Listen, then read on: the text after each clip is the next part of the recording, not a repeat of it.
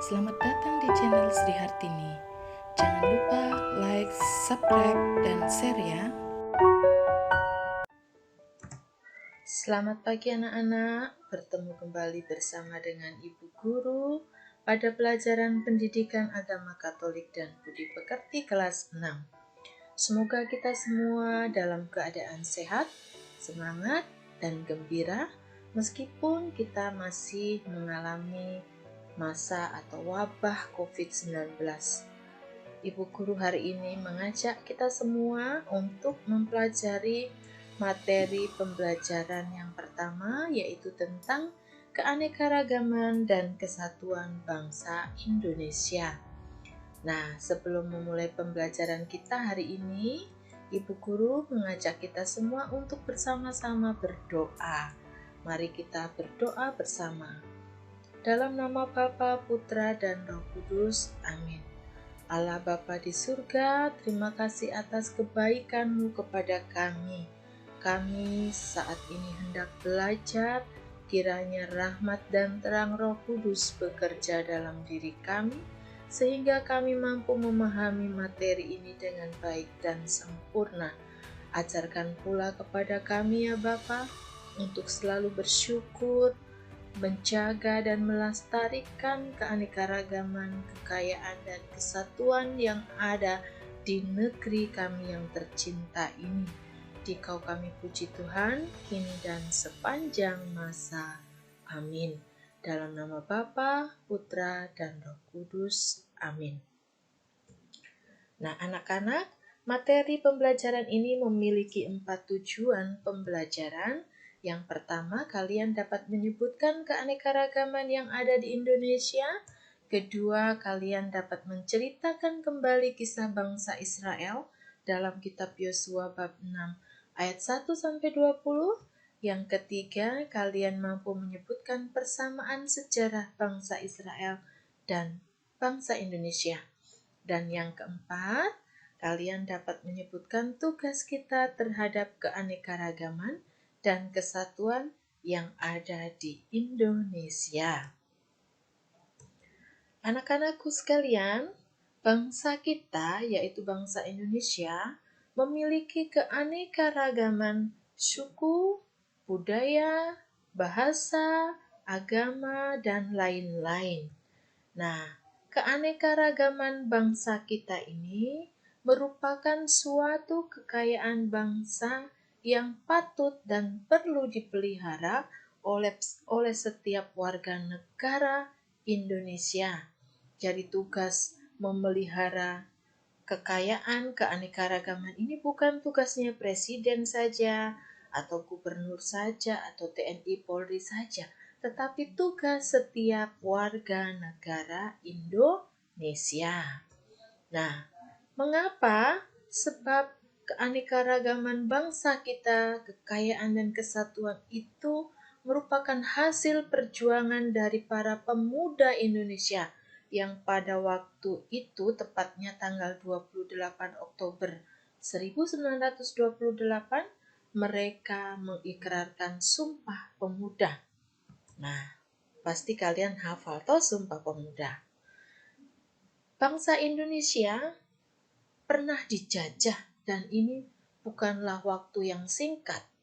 Kurang lebih 3,5 abad kita dijajah oleh bangsa lain.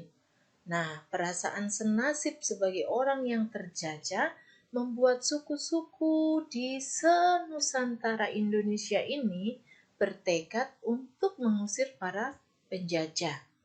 Semangat persatuan dan kesatuan tokoh-tokoh Indonesia atau tokoh-tokoh pejuang Indonesia ini membuat bangsa kita dapat mengusir penjajah dan meraih kemerdekaannya.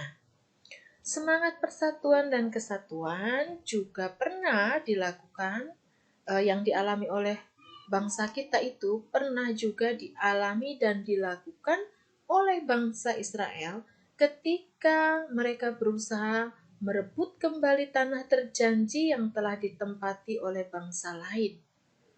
Nah, tanah terjanji ini adalah tanah leluhur mereka, tanah yang merupakan warisan nenek moyang mereka, sehingga harus dijaga dan dipelihara. Maka ketika ada musuh atau penjajah, mereka berusaha untuk mengusir dari tanah leluhur mereka. Usaha bangsa Israel untuk merebut tanah terjanji tersebut merupakan usaha yang dilakukan bersama dengan Tuhan. Jadi bukan hanya karena kekuatan para pemimpin-pemimpin bangsa Israel, tetapi ini karena kekuatan Tuhan. Maka Tuhan adalah pemimpin bangsa Israel yang sesungguhnya. Anak-anak, ibu guru akan memberikan tugas kepada kalian untuk membaca nanti setelah materi pembelajaran ini selesai. Kalian membaca dari kitab Yosua bab 6 ayat 1 sampai 20.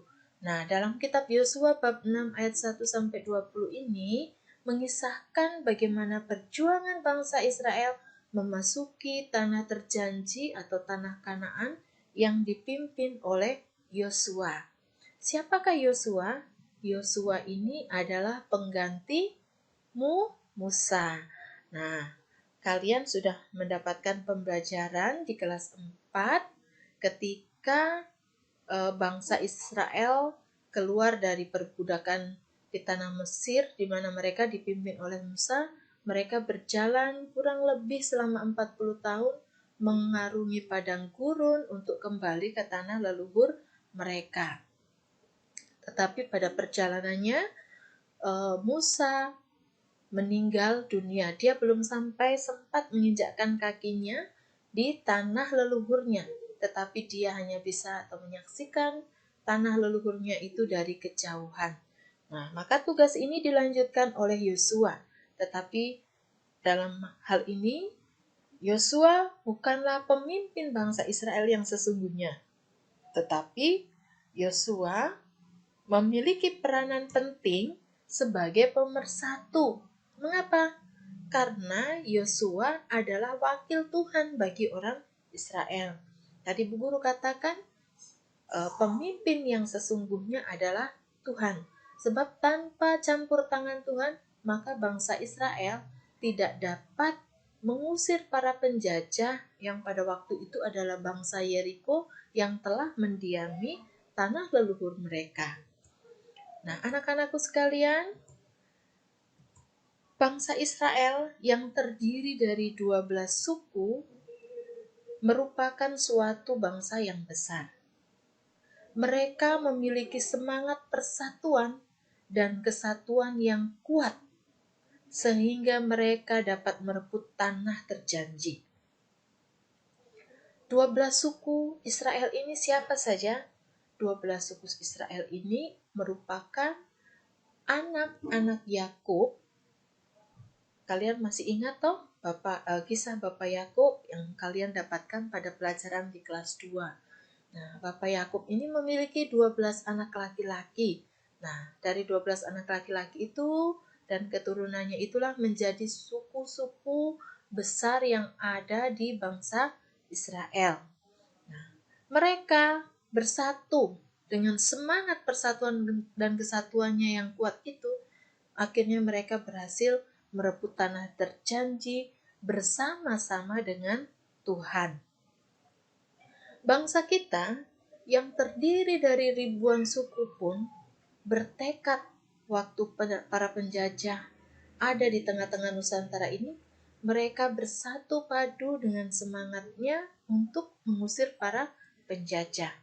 Nah, yang dialami oleh bangsa Israel setelah menempati tanah terjanji atau merebut kembali tanah leluhur mereka menurut suku-suku keturunan Yakub tadi, tapi kemudian bangsa Israel ini menjadi lemah dan mudah dikalahkan oleh bangsa lain. Sebab apa? Mereka tidak lagi memiliki rasa persatuan dan kesatuan seperti yang dilakukan oleh para pemimpin-pemimpin sebelumnya. Nah, inilah yang menyebabkan bangsa Israel itu mudah jatuh atau mudah dijajah oleh bangsa-bangsa yang lain. Kita dengan pembelajaran hari ini dapat belajar dari para tokoh-tokoh pejuang kemerdekaan Indonesia dan tokoh-tokoh pemimpin bangsa Israel dalam upaya menciptakan rasa persatuan dan kesatuan yang hanya berpusat pada Tuhan. Gereja di Indonesia atau Gereja Katolik di Indonesia tidak hanya tinggal diam melihat atau menyaksikan adanya proses kemerdekaan. Tetapi tokoh-tokoh Gereja Katolik di Indonesia juga ikut mengambil bagian dalam memperjuangkan kemerdekaan Indonesia. Nah, tokoh-tokoh Gereja Katolik tersebut diantaranya adalah Monsinyur Sugio Pranoto atau biasa disebut dengan Bapak Uskup pertama Indonesia, yang memiliki semboyan 100% Katolik dan 100% WNI. Tokoh kedua adalah Komodor Yos Sudarso atau Yosafat Sudarso. Dan yang ketiga adalah tokoh Agustinus Adi Sucipto yang namanya sekarang digunakan untuk nama bandara di Yogyakarta. Nah, dari tokoh-tokoh inilah gereja ikut mengambil bagian, dan tentunya bukan hanya mereka tiga saja, tetapi masih banyak tokoh-tokoh Katolik yang ada di Indonesia yang tetap membaharui kemerdekaan dengan semangat-semangat persatuan dan kesatuan Indonesia. Nah, kesatuan dan keanekaragaman bangsa kita ini merupakan anugerah Tuhan. Maka tugas kita adalah menjaga persatuan dan kesatuan dan melestarikan keanekaragaman bangsa Indonesia. Itu adalah tugas kita. Nah, anak-anak, demikian pembelajaran kita hari ini. Semoga dapat bermanfaat ya. Ingat pesan Ibu Guru, kita tetap menjaga, melestarikan kesatuan dan keanekaragaman ya. Nah, Ibu Guru memberikan tugas pada pembelajaran hari ini, yaitu tugas pengetahuan dan tugas keterampilan. Nah, pada tugas pengetahuan kompetensi dasar 1 atau kompetensi dasar dengan kode 3.1 ini ada 5 nomor. Ya, ada 5 nomor. Lalu tugas keterampilannya atau kompetensi dasar 4.1 ada 1 nomor. Nah, tugas ini silakan anak-anak sekalian mengerjakannya, dan kalian dapat mengunduh file atau materi pembelajaran hari ini pada link yang nanti Ibu Guru bagikan. Semoga kalian dapat memahami dan mengerjakan semua soal-soal ini dengan baik.